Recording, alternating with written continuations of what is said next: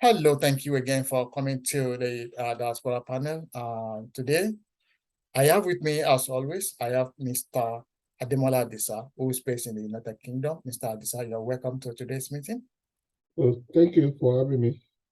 I also have Mr. Ola Lawal, who is based in Calgary, Canada. Mr. Lawal, you are also welcome to today's meeting.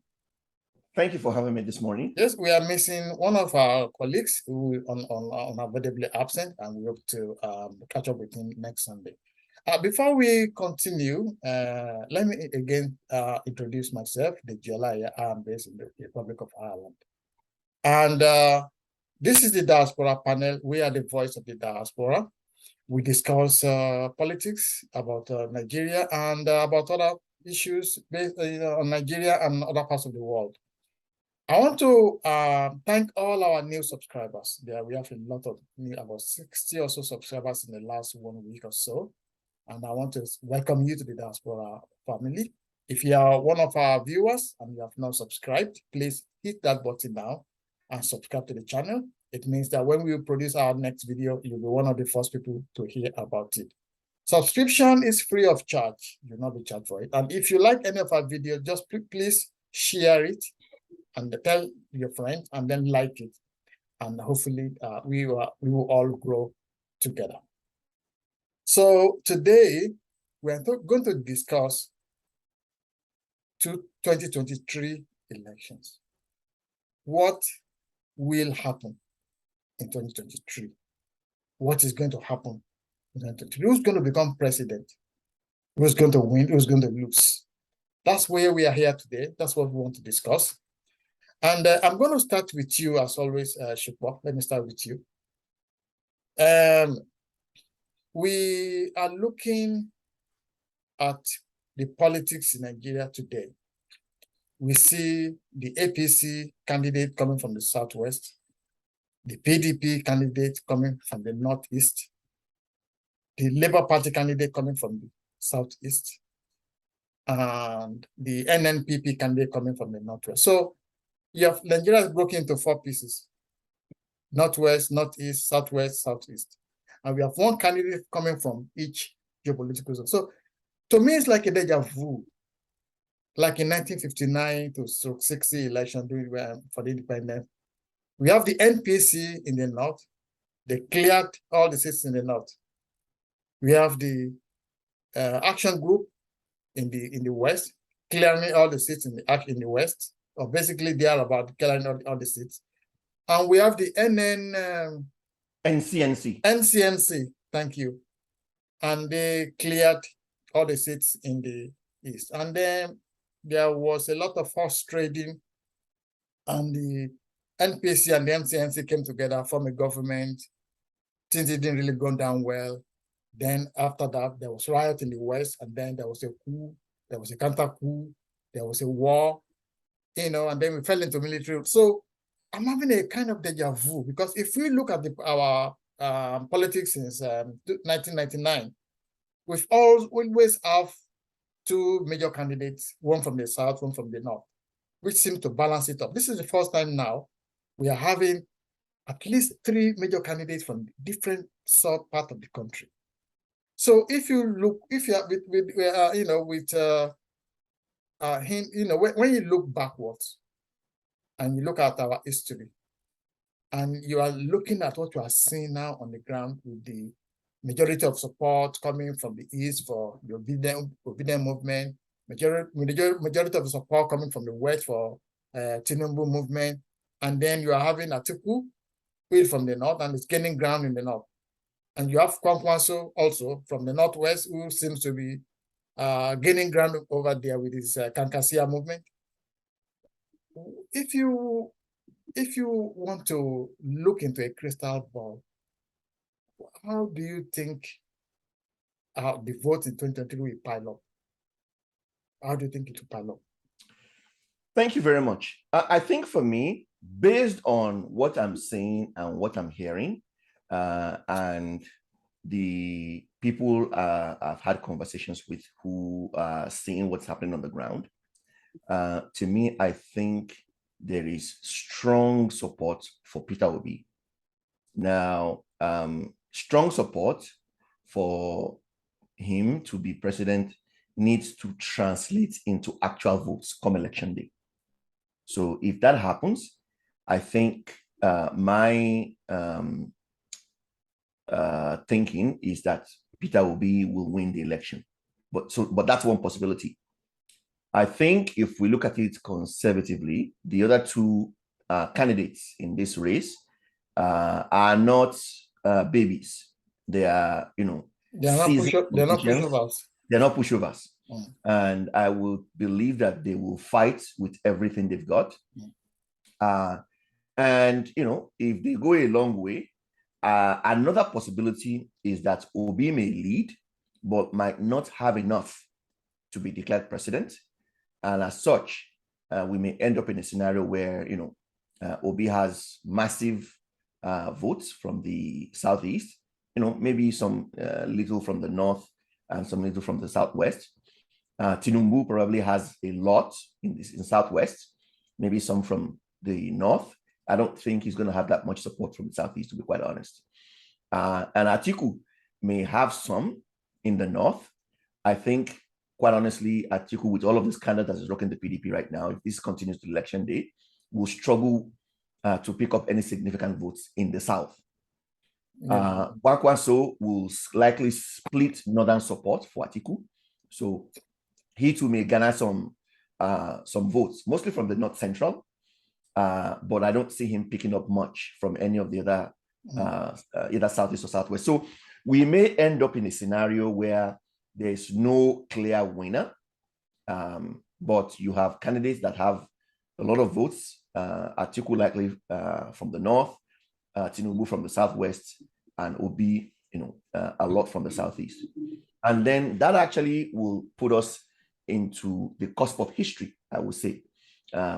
When we had that first election, where the MPC, NCNC, and Action Group actually participated. What I think, if there's no clear winner, I think it will be a recipe for Nigerians based on that outcome to then negotiate what the future structure of a Nigeria could be. That might actually open up the possibility of having smaller nations within what the entity we call Nigeria today, whatever that may look like. So in that perspective, you may have Yoruba Nation, Biafra, with alliances with some of the other regions, kind of forming as entities within the current day Nigeria. And that may be another way out.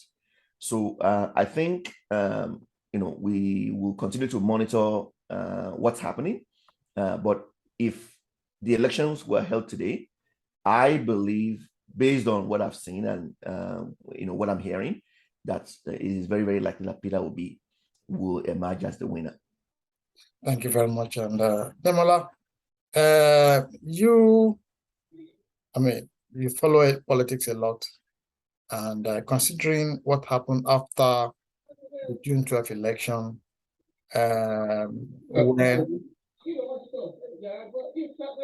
Sorry, go ahead.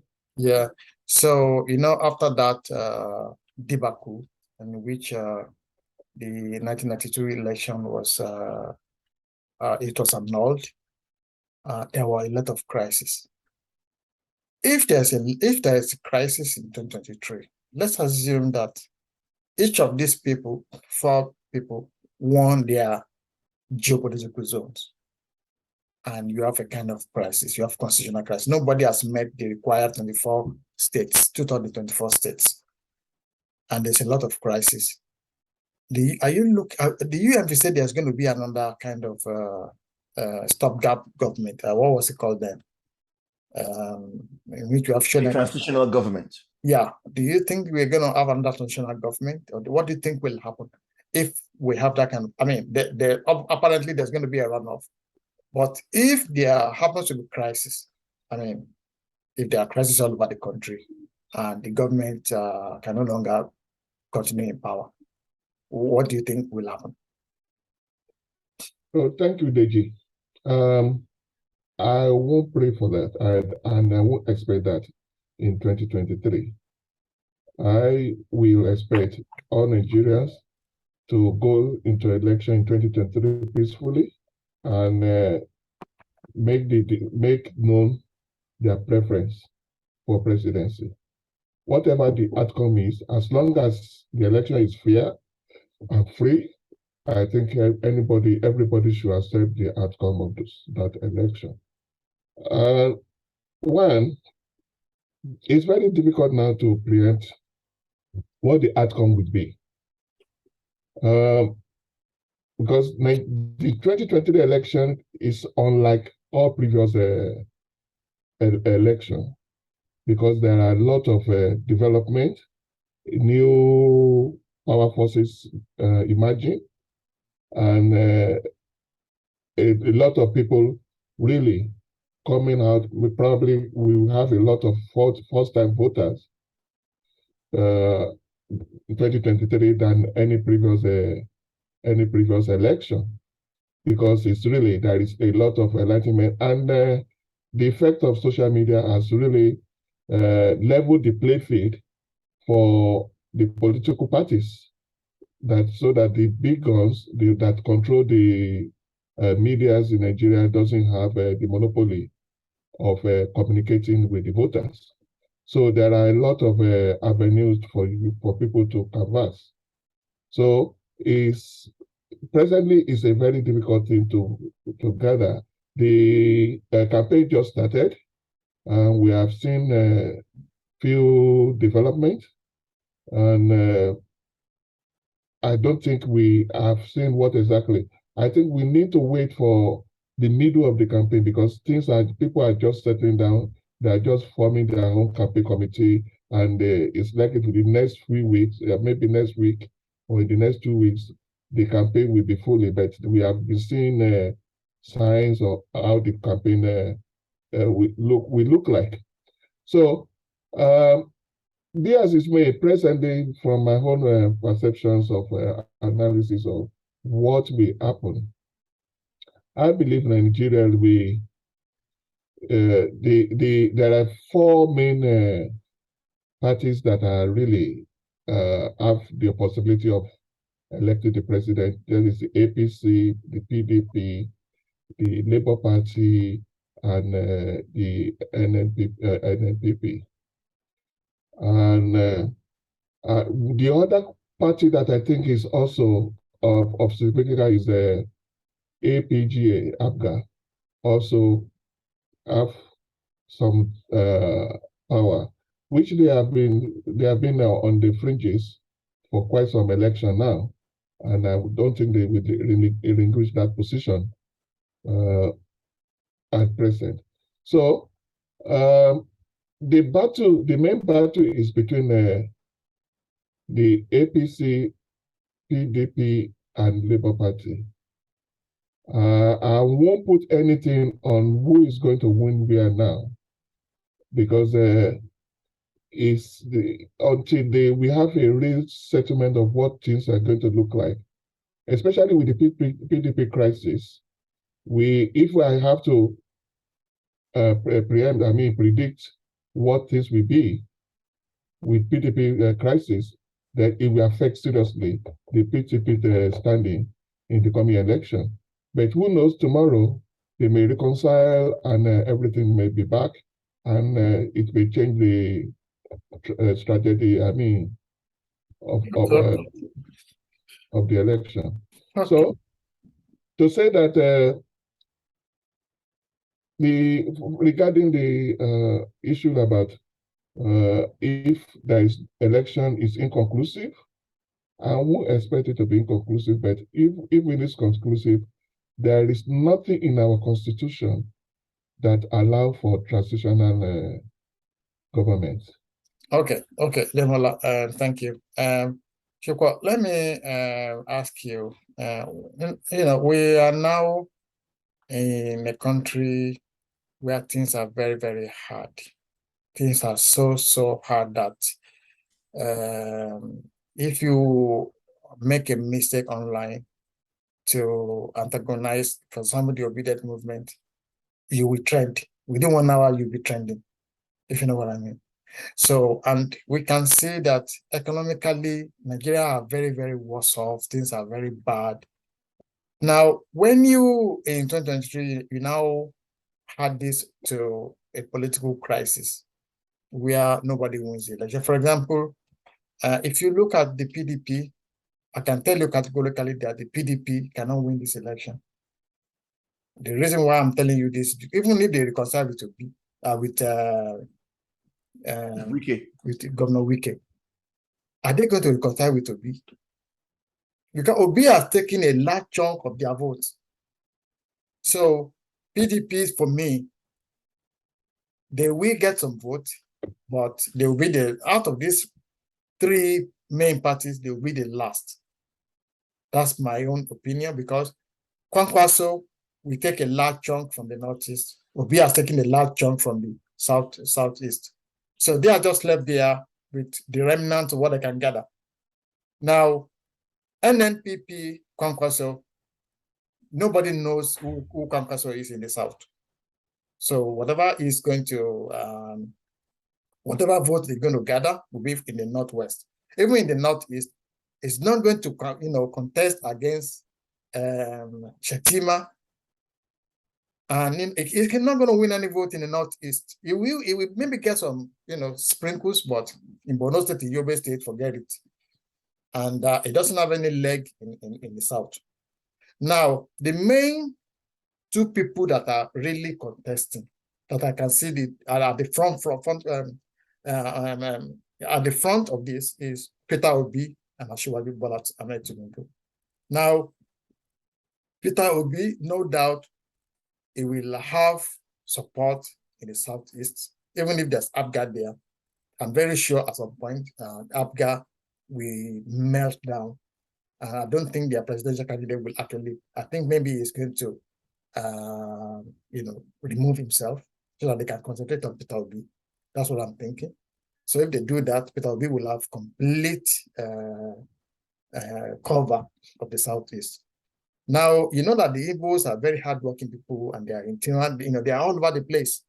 So with the pockets of Igbos you have in different states of the federation, Peter Obi is going to do well. Whether it's going to get 25% in each of these states is something else. And then when you now look at the obedient movement itself, which comprises of all these youths, of the social media youths, Obi will be competing with these youths, with people like Showore. You understand? So if he's able to grab, majority or maybe half of this, Obi is going to have a very good showing. Now, when you look at BAT, this is the man of structure. He has the structure. Definitely, he's going to capture the entire Southwest with Kwara, with Edo State, and even Delta states. So when you look at the north, he's going to get votes from Borno, from Yobe. That's where the Kanuris, that's where his deputy is from. The northwest, as Demola has always said, they are very silent now. We don't know what kind of game they are going to play. We don't know what kind of game they're going to play. So if they're going to play the right game and support Tinubu, that is Tinubu win. If not, then there will be crisis. So, Shuko, the question I want you to answer is, if we have a crisis, a full-blown political crisis on our hands, and then we add all the economic problem we have, the kidnapping, the Boko Haram, everything now, we now have a political problem. Do you think there could be a coup? I don't believe in the current state of Nigeria that a coup will be tenable. I don't believe that that would actually even be an option that would be considered, to be quite honest. What we are likely to have is either a legitimately elected government that will come out, or a situation where there's no clear winner. There may be a runoff. And between the time when the runoff will happen and when a new leader will emerge, you will likely see people calling for a different Nigeria. That obviously, that to me is the very, very likely outcome, and for several reasons. One, I don't think if you ask Nigerians to judge military administrations, that they would judge them kindly. Military administrations are known to be, I mean, obviously they are undemocratic. They are known to take laws into their own hands. You know, they do things with impunity. There's no checks and balances. And we are in the era now where people are very, very conscious about their rights and will not accept a situation where their rights are being trampled on. I saw a video just a couple of days ago where one governor, I think it was Dave Umahi, was asking soldiers to flog civil servants who came late. I mean, this is people didn't have that. There's been clamoring now on social media that that should be investigated, and so those soldiers should be brought to book. So Nigerians are not going to take that any longer. I think what we see is that Nigerians want to take their country back. They want to take their country back from political elites who keeps recycling themselves in power and who keep doing things to benefit just themselves, not the people. People want better governance. They want to hold their leaders accountable, and they want to have a say in the affairs of the country. That is the new Nigeria that we are seeing. And I would also say, in addition to that, we are seeing a scenario where people are voting across tribal and religious lines. So I don't believe that a military coup will be tenable. I think what likely would happen is that leaders from the various regions, in the event that there is no clear winner, will come together, and publicly discuss things that people have already been talking about for a long time, which is we don't have to stay in the current federal structure. We can always negotiate and restructure the country in a way, for example, that will give regions a greater level of autonomy while still participating in some form of, a federating unit, but obviously with the terms of the federation more clearly defined, in a manner that will be acceptable to majority of Nigerians. Thank you very much, Yuko. So, Demola, based on what Yuko have just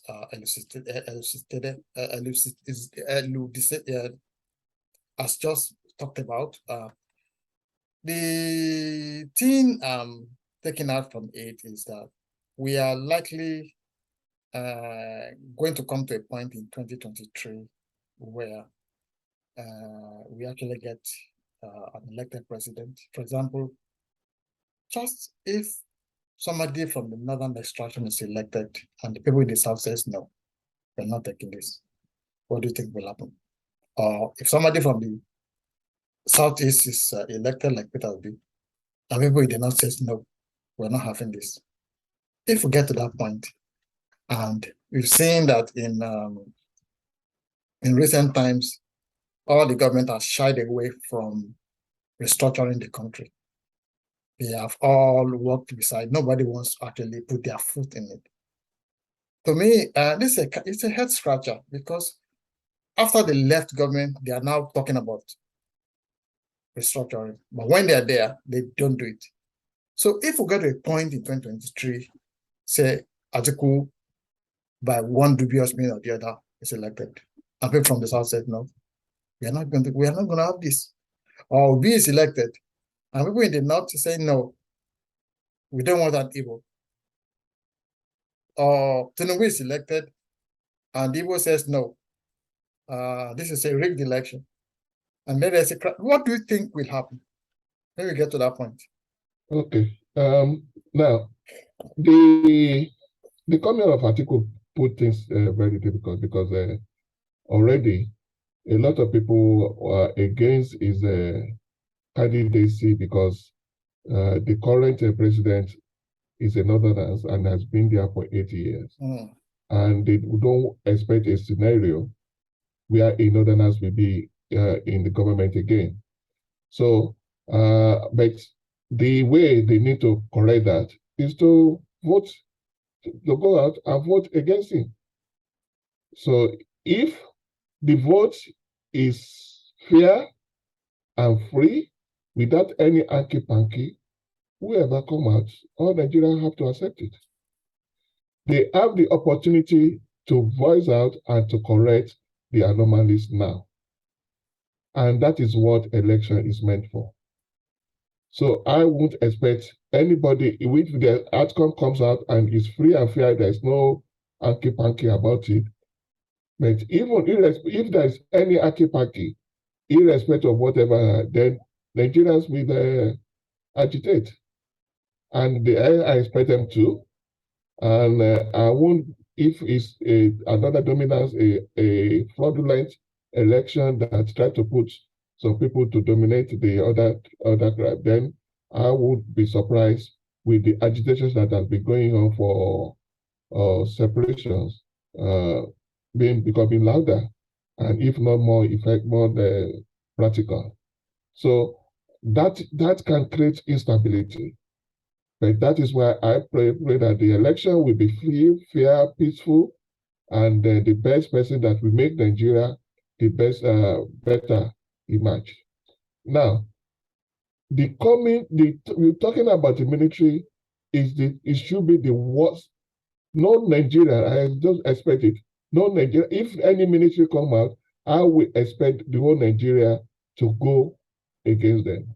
We need not only a certain section of the country or whatever, we need to resist any ministry coming out. There should be no, because the situation where Nigeria is now is because of the military. Right from the first coup, was not done sincerely, was tribalist, was tribal in nature, and it also concentrate power into what creates a situation where the power is being put in the central rather than divulge to each of the regions. So the military should even be because they are the one that destroy Nigeria. So no, I won't expect any Nigerian, either in uniform or in mufti, to even expect military to be in power again in Nigeria. Thank you very much. So with Chukwa, let me go over to you now finally.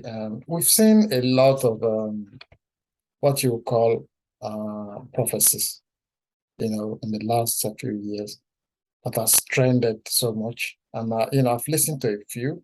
Some of these guys, this prophet, they always hit the bullseye.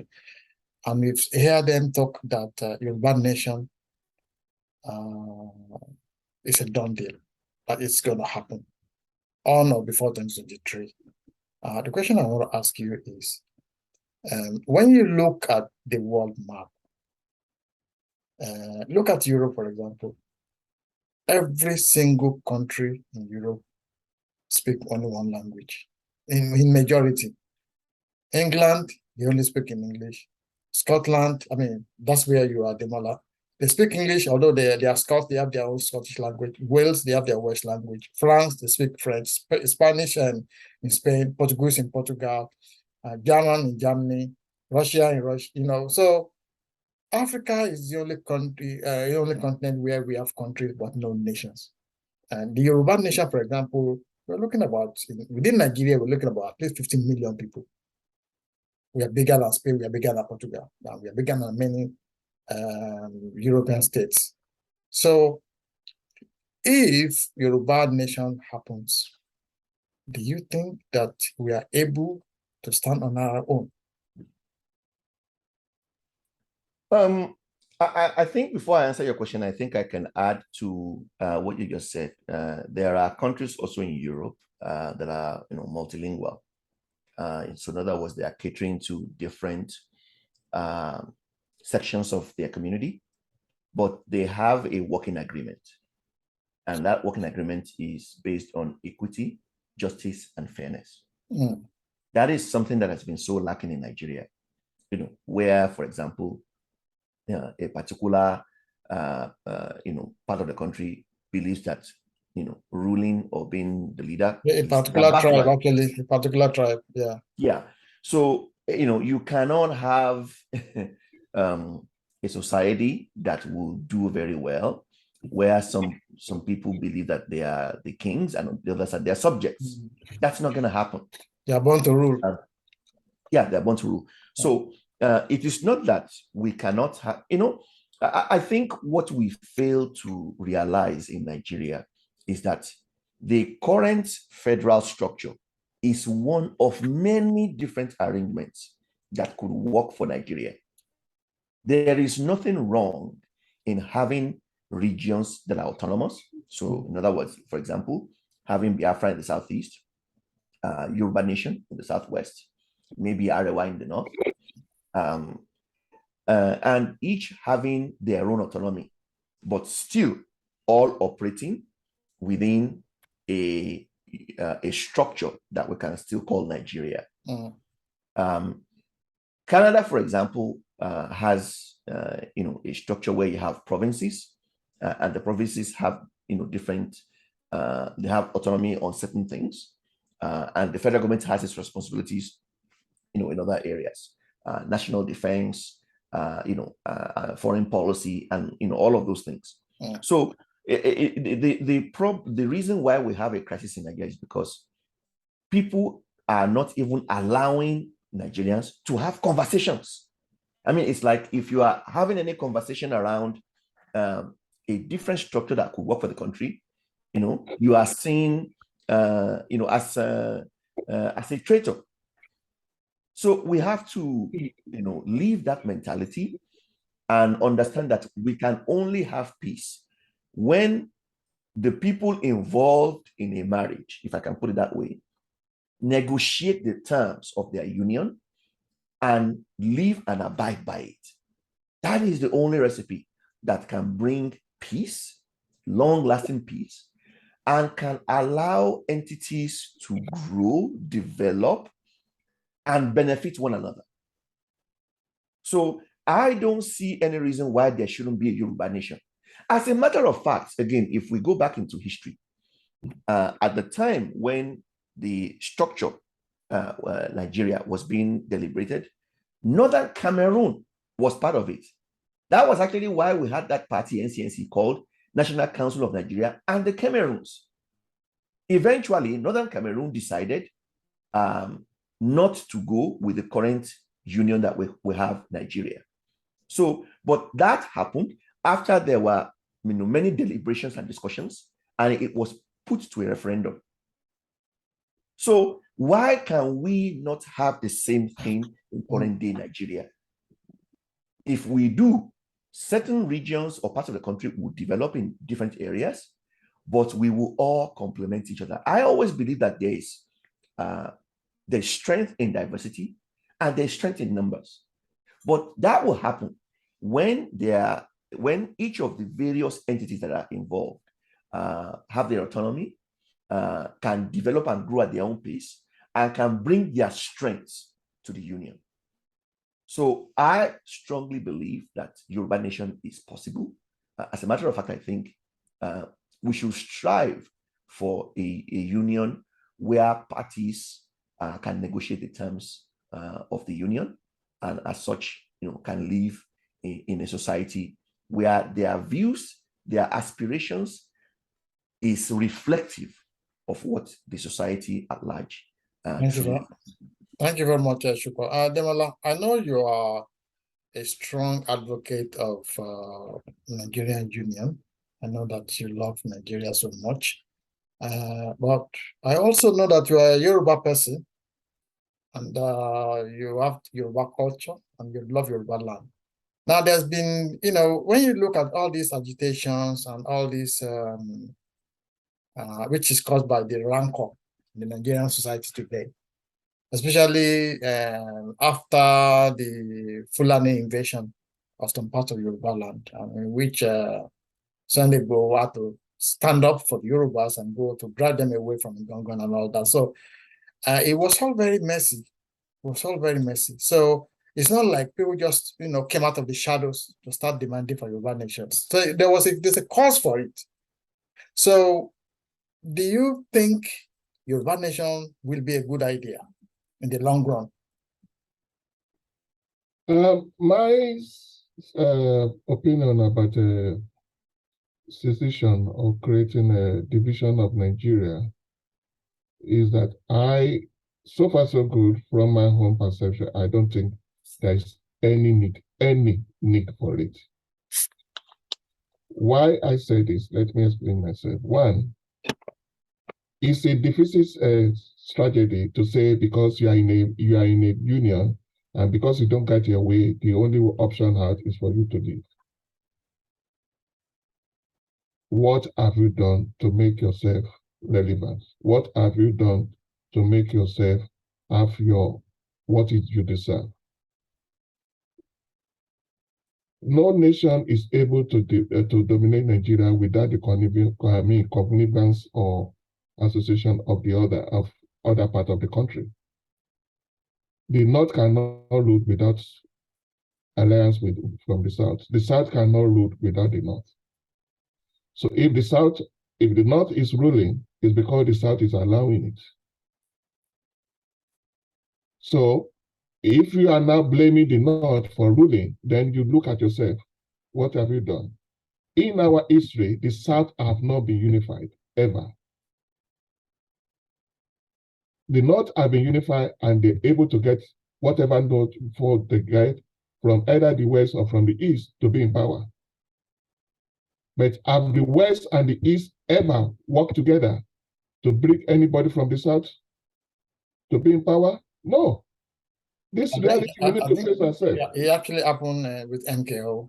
The entire South voted for NKO. And who jeopardized the whole thing? Is it not the same South that jeopardized the whole thing? So it doesn't work. It doesn't happen because it was never given the power and it was undermined by the South. So we need to face reality. It's not the North that is the problem. It's the South that is the problem. So when you are talking about secession and whatever, it's because you're a failure. That means you fail. And I don't think the West will ever regard itself as failure. From my upbringing, we don't run away from battle. And we will never succeed. We will never give up until we get what is ours. So I don't believe in it. One, that is culturally, that is what talking reality about happening in Nigeria. Now, look at the world. The nation of the world that are controlling the economy and military and power in the world, they do it out of numbers.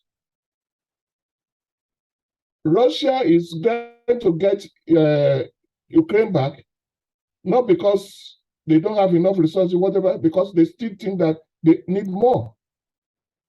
Scotland have been trying to get out of Britain. Britain is insisting no. The same thing, the West, the Germany, look at when they were disintegrated. They were nobody. Now, when they were together now, the East and West, they're married together now, see how powerful they are. What resources, what we have our strength in number and resources. If we try to disagree, we'll be decimating ourselves. People call us the giant of Africa, not just because why is it? It's because our strength, our number, and each of the region have different ability that they bring to the federation. Disintegrating them will not help each, or if they stand alone, will not help each them. It's not that they will not survive, but they cannot be the same thing again. Okay. So okay. I don't believe in this agitation. Okay. And I don't think it deserves it. Now, the Yoruba Nation you are calling for is very funny. Why don't you put your strength in the current political situation? You have opportunity now to have a Yoruba president to correct what you said is wrong.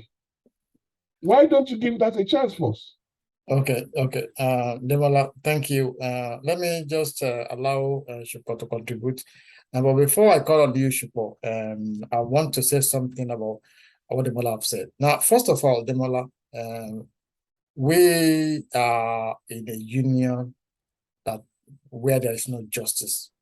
We started off as three regions: the Western region, the Northern region, and the Eastern region. Now, the Northern region has been broken into 19 states. The Eastern region has been broken into 9 states.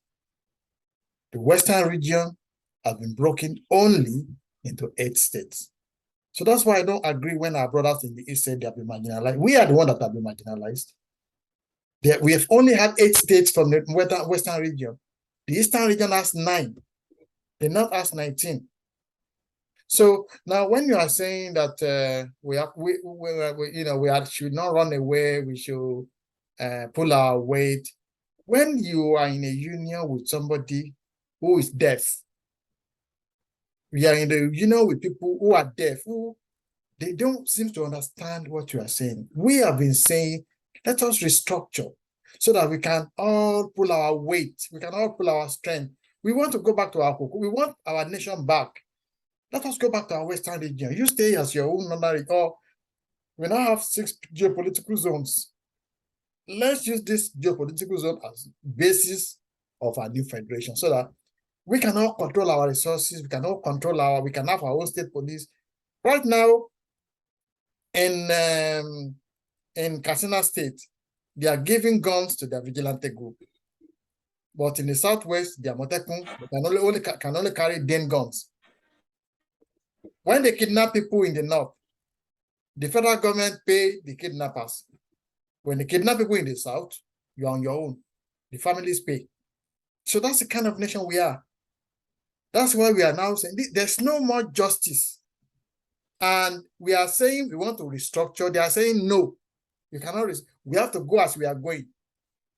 That is the cause of Yoruba Nation. And that's why I support Yoruba Nation, because I want my nation back. So, Shupo, over to you. And thank you very much. And just to add to the narrative that you've just outlined, just a few hours ago, it's been reported that President Muhammadu Buhari has just freed 100 Boko Haram leaders from Kirikiri prison. In Lagos, that? So that's actually in the news now. So we are in a country where... While somebody like Kano is still in jail. He's still in jail for what? Has he killed anybody? No. But Boko Haram leaders who have actually tortured, killed, maimed, taken ransom are being freed as if nothing ever happened. This is the reason why Nigerians want to take their country back. So to kind of add to what you've just said, I think I'd like to say two important things. Again, I know polls may not be very accurate, or it may be skewed in certain ways. There are 2 recent polls that have come out. One conducted by Google that actually says or predicts a Peter Obi win. And if you look at that map, I will encourage all our viewers to go and look at that video. There's a video on YouTube on that. If you look at it, a legitimate part of the country was all blue, all for Peter Obi. So, in fact, the Southwest, the North Central, and the Southeast, in that particular poll, all went for Peter Obi. Funnily, Atiku took a significant portion of the northern vote, and Bola Ahmed Tinubu took the Northeast, Borno, and a few places in the edges of the Northwest. That was a Google poll. Now, that's the first one. Another one that was conducted about probably about 3 weeks ago now was conducted by Bloomberg. It was done for them by a group within Nigeria, and I'll read the results to you. The winner that was identified again in that poll was Peter Obi, It was done for Bloomberg by Premise Data Corporation, and it was published about 3 weeks ago. Now, 72% of the respondents said they would vote for Peter Obi. Of the 92% of participants who said they decided how to vote, 72% named Peter Obi as their first choice. Of those who are still unsure, 45% said the 61-year-old is their preferred candidate. And respondents to the app-based poll were selected from quotas developed by age, gender, and location across the country's 6 geopolitical zones. So this is what we have. Again, I would agree with Mr. Ademola Adisa that, this has to translate into votes on election day, because that's actually what counts. But I think this will give us an idea about how Nigerians are thinking. Nigerians, from what I've seen, for the first time, are not looking at things based on tribe. They are not looking at it based on religion. They just want a country that works. That's what they want. And they've identified that the current political elites are not going to do the needful. They've identified the current political elite as the enemy of achieving the Nigeria of their dreams. Well, excuse me, are you saying that Peter Obi is not part of the elite? Well, he's been part of the political establishment, but not in the same way as the other leading candidates. Okay. And I think that is where we are seeing some of the differences. It's not that Nigerians are saying that Peter Obi, has not participated in politics. He was a former governor of Anambra State. But when you look at the vision he is putting forward for Nigeria, and I think this is what is making the difference.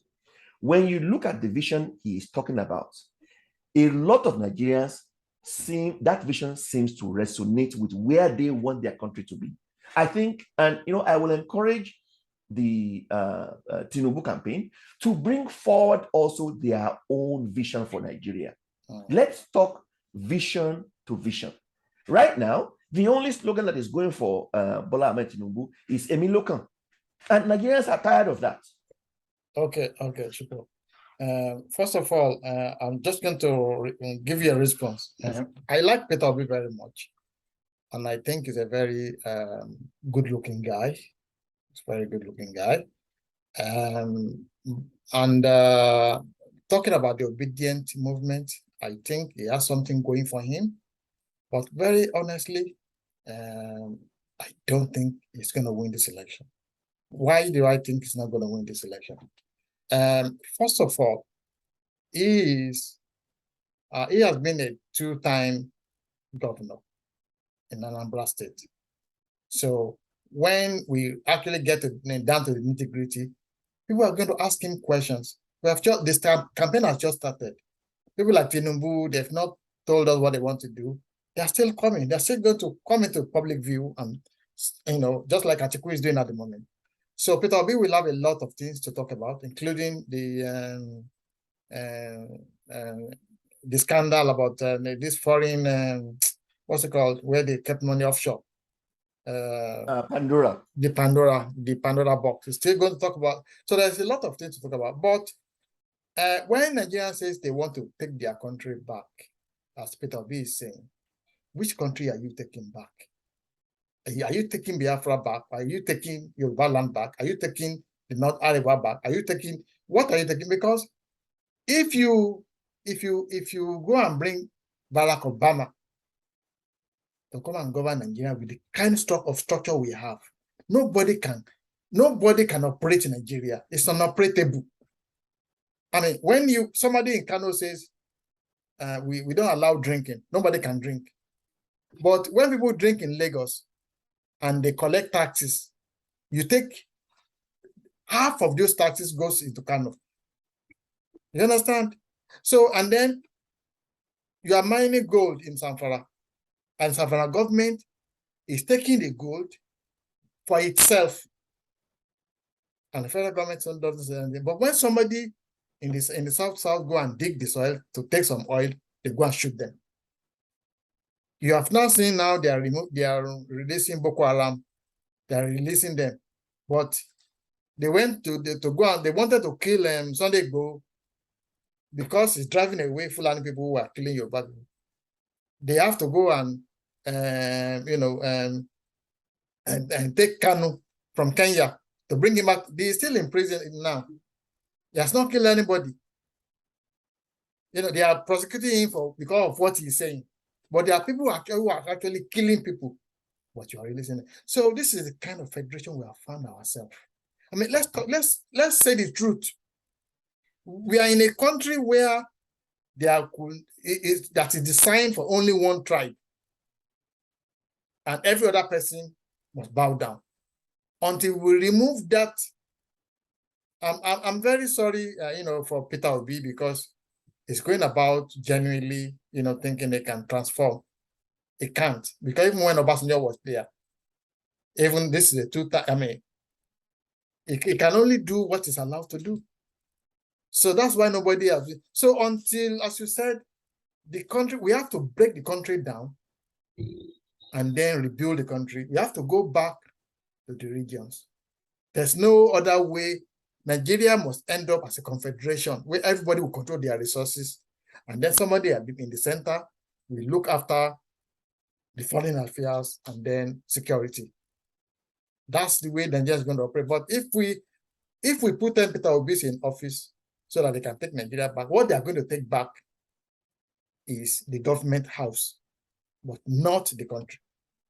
Okay. So can I respond to that very quickly? Yes. So my take on that is, anybody who thinks an Atiku government or a Tinubu government will restructure Nigeria would be in for a rude awakening, because the two of them will not bite the fingers that will put them there. That is the only difference. And that's what really makes Peter Obi a very important horse in this race, because he's not counting on the political establishment to make him president. He's counting directly on Nigerians. If you look at all of the things that has been happening with Obi's movement, it is average day Nigerians that are organizing rallies, that are registering people to vote, that are mobilizing people in this movement. And that is the way you take your country back. When the people organize themselves, they do what is required to elect the people who have the vision that they align with, that will move their country to a country that they really want. We are not going. I don't believe we're going to have that with Asiwaju Ahmed Tinubu, and I stand to be corrected. That's my perception, and I don't even believe that we can be anywhere near that with Atiku. Why? Because they are both godfathers who are entrenched in the current, political organization in Nigeria. They are political elites, and they will not let the people go. That is my own perception. Okay, I think Demola want to answer that question for you. I'm not answering his question. I make my own contribution. Okay. What I will want you to understand is, it's unfortunate we are digressing from the issue that we lay on now to individual party representatives again. And if that is the answer, let me put it this way. There is no way that Obi can restructure Nigeria. He has the opportunity to restructure Anambra State. He failed. There is no way Atiku can restructure Nigeria. He has the opportunity. He was given the opportunity to look at the the state resources, the federal state parastatals and their companies are well, he squandered them. The only person that approved right in restructuring is Bola Tinubu. He was given the opportunity to restructure Lagos. He did restructure Lagos. So if there's anybody among them that can restructure Nigeria, it can only be Tinubu. Sorry, how did he restructure Lagos? He left Lagos better than what he made, and also put a foundation for the present day Lagos. That is not dispute about that. That's restructuring? That is restructuring, because Lagos if what is structuring? Is it not living, correcting the anomalies and putting new structure that we continue to build for the future? That is restructuring. What else do you think the restructure is meant for? It's not. So he has to restructure Lagos. And if he's able to restructure Lagos with that template, he can restructure Nigeria. The others have the opportunity to restructure their positions. They failed. Now, let's go straight to the issue that you are talking about, the Federation of Nigeria. The issue of Nigeria is not a northerners issue. It's a southerner issue. Yes, the northerners are able to create a structure that favors them, especially when they implanted the military in government. Because if you look at all the constitution, the Nigerian constitution now are defined by military. The states are created by the military. And who brought military into governance in Nigeria? It's the South. So the problem of Nigeria is not the North, it's the South that created that problem for Nigeria. And if we are, because we need to be honest with each other, the problem now is, how are we going to have fairness? There have been at least 2 constitutional assemblies that enable people to participate. What the Southerner, especially the Westerner, what did they do to represent the interests of that section of the country? We have leaders that are not sincere to the people, to their regions. All they want is to their own self-interest, what they can get from Nigeria, and they sell their people out. If in the East or the West, the South have any problem, it's not the problem of the North, it's the problem of their leaders that fail them woefully.